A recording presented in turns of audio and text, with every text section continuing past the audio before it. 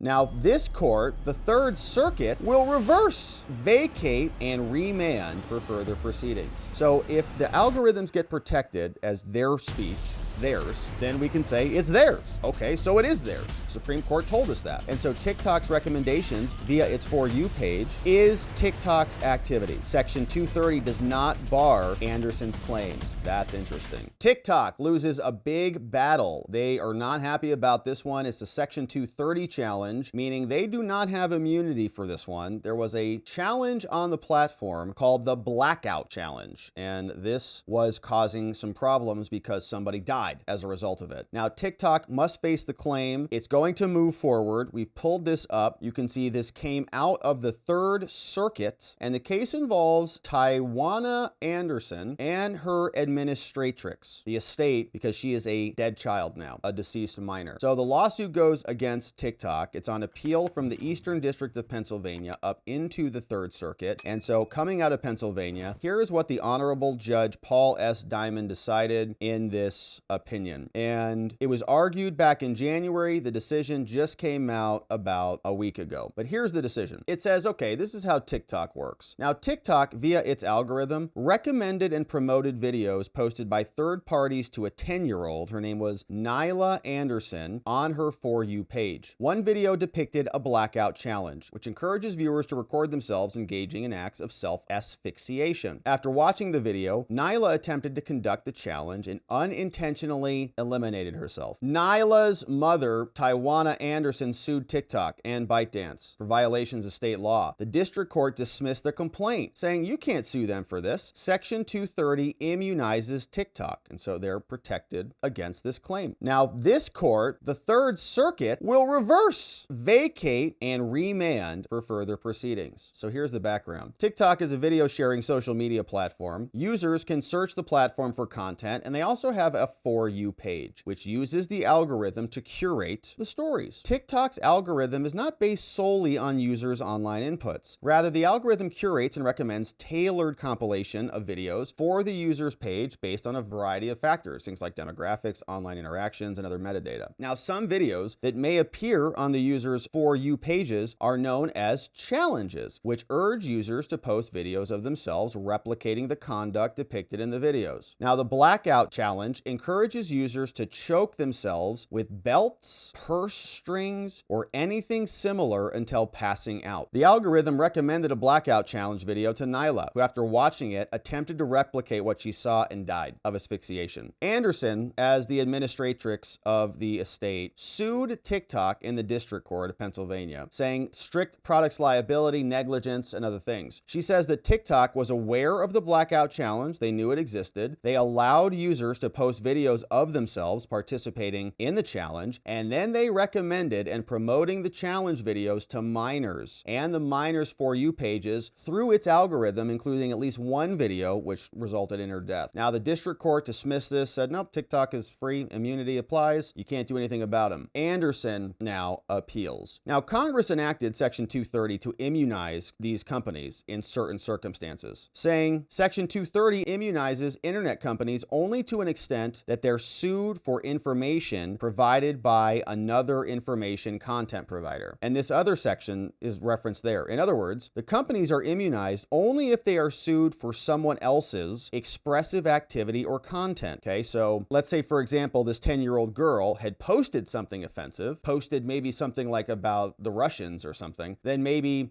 somebody wants to sue her because of something she posted. TikTok is immunized for that. But it doesn't immunize TikTok's content or conduct. But they are not immunized if they are sued for their own expressive activity or content. Now, Anderson, the kid's family, asserts that the TikTok's algorithm amalgamates third-party videos, which results in an expressive product. So their curation is the product, and that they communicate to users about this, that the curated stream of videos will be interesting to them. Now, the Supreme Court had a recent discussion about algorithms, and especially in the First Amendment context, it supports this view. It says, in this other case, which was a Net Choice LLC case called Moody, the court considered whether the state laws that restrict the ability of social media companies can run afoul of the First Amendment. The court held that a platform's algorithm, if the algorithm reflects editorial judgments about compiling the third-party speech it wants in the way that it wants, is their own product. It's therefore protected by the First Amendment, all right? So if TikTok wants to curate things a certain way and presents it to you, that is free speech. So algorithms are essentially free speech. Algorithms are editorial judgments, and so they're protected under free speech. Now, given the Supreme Court's observations that platforms engaged in first-party speech under the First Amendment, they're protected, it follows that doing so amounts to first-party speech under Section 232. So if the algorithms get protected as their speech, it's theirs, then we can say it's theirs. Okay, so it is theirs. The Supreme Court told us that. Now, here, as alleged, TikTok's algorithm decides on the third-party speech that will be included in their compilation. It then organizes them and it presents them. Now, accordingly, TikTok's algorithm, which recommended the blackout challenge, was TikTok's own expressive activity. If they curate that, and that's free speech, then they're curating it and presenting it to this 10-year-old girl. And thus, it's first-party speech. And such first-party speech is the basis for the claims here. Now, Section 230 only immunizes